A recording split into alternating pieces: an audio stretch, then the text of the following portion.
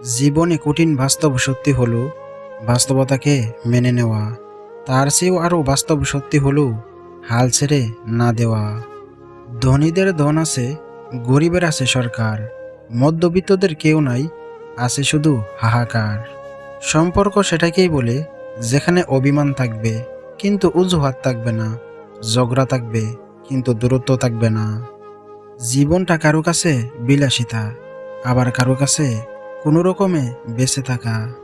লোভ লালসা মানুষকে অনেক নিচে নামিয়ে দেয়, আর অভাব অনটন মানুষকে অনেক কিছু শিখিয়ে দেয়। যাকে ভালো লাগে তার বোকাও ভালো লাগে, আর যাকে ভালো লাগে না তার মিষ্টি কথাও তিতা লাগে। আর এটাই বাস্তব। বর্তমান বাস্তবতা, রাজপ্রাসাদের মতো বড় বাড়ি অথচ পরিবার ছোট, ব্যাংক ব্যালেন্স প্রচুর কিন্তু মনে শান্তি নেই, হাতে দামি ঘড়ি অথচ সময়ের অভাব, প্রচুর ফেসবুক বন্ধু কিন্তু বিপদে খোঁজ নেওয়ার মতো কেউ নাই। আপনি বিপদে পড়লে কিছু মানুষ আপনার পাশে থাকবে, আবার কিছু মানুষ শুধু পাশে থাকার নাটক করবে। বর্তমান যুগটাই এখন এমন যে আপনি যত নরম হবেন মানুষ ততই আপনার সাথে গরম দেখাবে।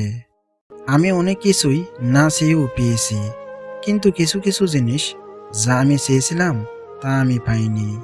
25 বছর পেরিয়ে যাওয়া অবিবাহিত মেয়েটি জানে নিজের বাড়িতে থাকাটাও কতটা অশান্তির। যৌতুক না নিয়ে শ্বশুর বাড়িতে পা রাখা মেয়েটি জানে মানুষ কত কথা বলতে পারে। লেখাপড়া কমপ্লিট করা বেকার ছেলেটা জানে চুরির চেয়ে ধারালো হয় পরিবারের মানুষদের কথা।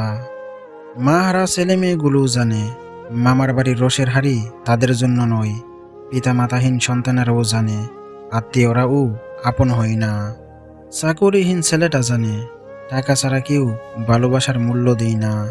কালো মেয়েটি জানে গুণের কথা বললেও বাস্তবে সবাই রূপই খোঁজে। ডিভোর্সি মেয়েটা জানে সংসার ভাঙ্গার দায় কেবল তারই মাথায়। যে নিজেকে সঠিক বানিয়ে রাখে তার কোনোদিন ভুল হয় না, কারণ তার কাছে অস্ত্র হিসাবে যুক্তি আর অজুহাত আছে।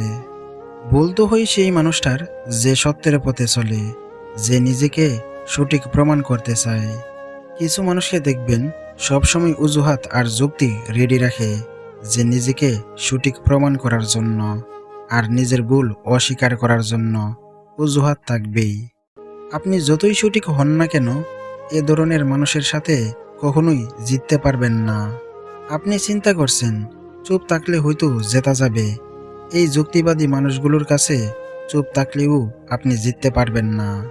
যখন চুপ থাকবেন তখন দেখবেন অজুহাত খুঁজে আপনাকে আক্রমণ করবে, আর আপনি যখন প্রতিবাদ করবেন বা তার ভুল ধরাতে যাবেন তখন সে যুক্তি দিয়ে আপনাকে হারাবে।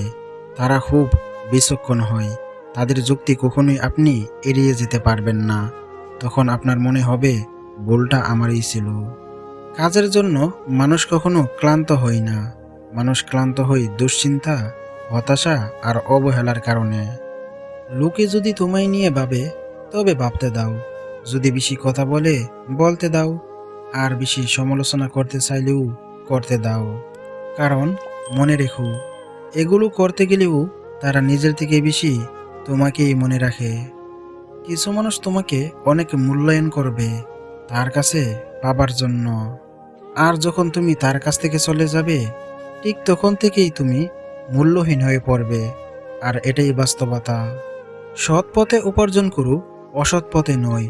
সম্পত্তির ভাগিদার সবাই হয়, কিন্তু শান্তির ভাগিদার কেউ নয়। ফেসবুকে যে পরিমাণ সৎ, দয়ালু ও বিবেকবোধ সম্পন্ন মানুষের বাস, তার 10%ও যদি সমাজে থাকতো তাহলে সমাজটা অনেক পরিবর্তন হয়ে যেত। জীবনে চলার পথে 4টি বিষয়ে কখনো লজ্জা পাবেন না। 1. পুরাতন কাপড়, 2. বয়স্ক মা বাবা, 3. দরিদ্র বন্ধু, এবং 4. সাধারণ জীবনযাপন। এই পৃথিবীতে সেই সবচেয়ে বেশি ঠকে যে নিজেকে বিক্রি করে অন্যকে কিনতে চায়। কিছু ভুল যেমন মানুষকে শিখতে সাহায্য করে, তেমনি কিছু আঘাত মানুষকে বদলাতেও সাহায্য করে।